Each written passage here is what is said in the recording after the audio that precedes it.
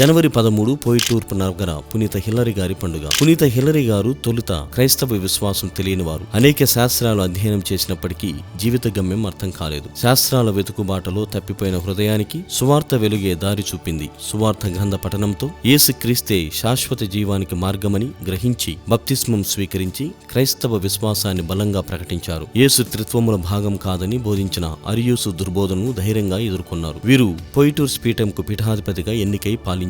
త్రిత్వైక దైవం అనే గొప్ప గ్రంథాన్ని రచించారు. బిషప్ హిల్లరీ గారి ఆదర్శం, వాక్పటిమ, ఒప్పించే తత్వం ముందు చక్రవర్తి సలహాదారులు నోరెత్తలేకపోయారు. నైసియా విశ్వాస ప్రమాణం ప్రార్థనకు అధిక ఆదరణ లభించేటట్లు చేయగలిగారు. ఇంకా 7 సంవత్సరాలు ప్రభు సేవలో తరించారు. సత్యం కోసం నిలబడి త్రిత్వైక దైవాన్ని ధైర్యంగా ప్రకటించిన పునీత హిల్లరీ గారి విశ్వాసం మనకు క్రీస్తులో అచంచల బలాన్ని ప్రసాదించునుగాక.